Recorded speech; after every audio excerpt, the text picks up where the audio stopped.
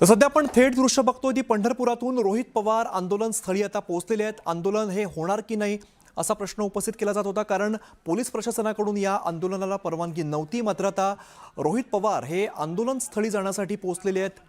आपण बघतोय कार्यकर्त्यांचा, माध्यमांचा मोठा गाराडा त्यांच्या बाजूला आहे। कर्जमाफीच्या मुद्द्यावरून रोहित पवारांचं हे आंदोलन पार पडत आहे। तमाशा असेल त्याला कसा पडदा लावला जातो तसा तिथं पडदा लावलाय असं आम्हाला कळतंय। मला सरकारला एवढंच सांगायचं आहे, तुम्ही ज्या पद्धतीचे धोरणं ते सुद्धा फक्त दिखावा करण्यासाठी जे काही धोरणं आतापर्यंत केलेले सामान्य लोकांच्या जीवनाचा तमाशा खऱ्या अर्थाने झालेला आहे। त्यामुळे तुम्ही पडदे लावा, तुम्ही बॅरिकेड लावा, काही लावा, हा सामान्य लोकांच्या साठी महत्वाचा असणारा विषय आहे। पण तुम्ही आमचं एवढंच म्हणणं देऊ नका, लगेचच्या लगेच तुम्ही सरसकट कर्जमाफी द्या। 2019 अट तुम्ही काढून टाका आणि जे काही अनुदान आपण देणार आहात, जे काही रेग्युलर शेतकरी आहेत त्यात सुद्धा ज्या अटी टाकल्यात तुम्ही काढा, आम्ही लगेच आंदोलन मागे घेऊ। तुमचे जे आमदार तिथले म्हणतात निरोप नाही आम्हाला आंदोलनात। एक समजून घ्या, मी माझ्या घरच्यांना सुद्धा निरोप दिलेला नाही।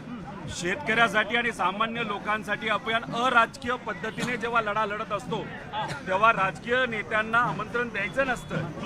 हा अराजकीय लढा आहे, हा कोणासाठी आहे तर शेतकऱ्यासाठी आहे। त्यामुळे शेतकऱ्यांच्या प्रती ज्यांना चांगले विचार आहेत, नाही तर त्यांच्या प्रती असणारी तुमची जाण असेल तर तुम्ही त्या ठिकाणी यावं, एवढंच आमचं मत आहे। भाजप बरोबर दिसून येत आहेत आपल्या पक्षाचे। काल बैठक झाली, काल ते रवींद्र चव्हाण भाजपचे प्रदेशाध्यक्ष यांच्या बरोबर होते। तर आता आपण त्या पार्श्वभूमीवर आंदोलन करताय आणि स्थानिक 4 आमदारांपैकी 3 आमदार आपल्या सोबत आहेत। सरकार भाजपच आहे। काल हे जे कोणी 3-4 आमदार जे कोणी असतील ते कोणाला भेटलेत तर रवींद्र चव्हाणला भेटले, भाजपच्या प्रदेश अध्यक्षाला भेटलेले आहेत।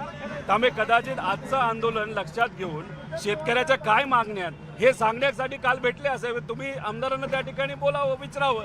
विषय हाच आहे, इथं अराजकीय आंदोलन आहे। आम्ही कुठल्याही पक्षाचा झेंडा आमच्या अंगावर घेतलेला नाही।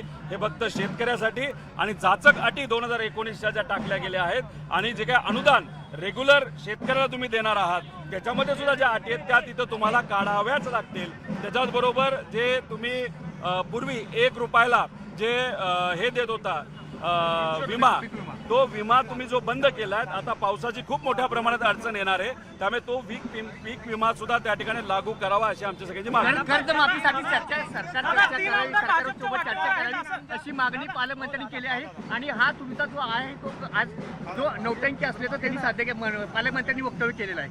मला पालकमंत्र्यांना एवढंच सांगायचं आहे की जरा लोकात जावा, शेतकऱ्याचं काय मत आहे हे तुम्ही त्या ठिकाणी समजून घ्या।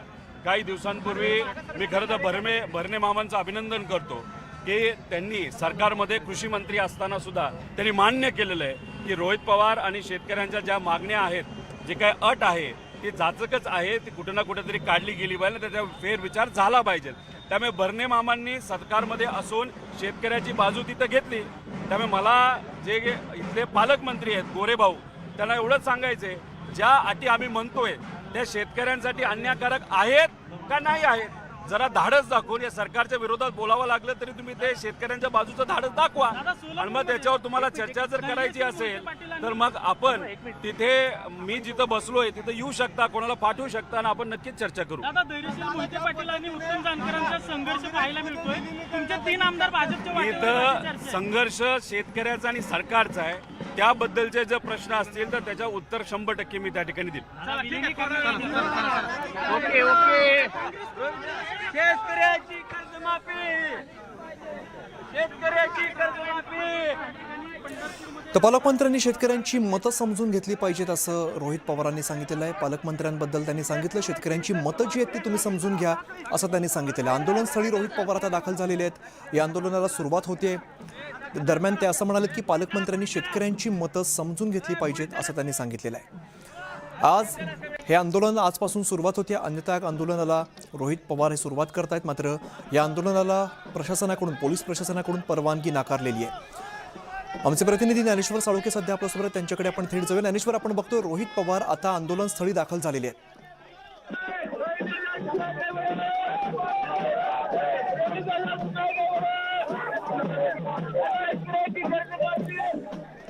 तर आपण ही सगळी थेट दृश्य बघतोय पंढरपुरात. आता आंदोलनस्थळी रोहित पवार दाखल झालेले आहेत. शेतकऱ्यांच्या सरसकट कर्जमाफीसाठी हे आंदोलन पार पडतंय.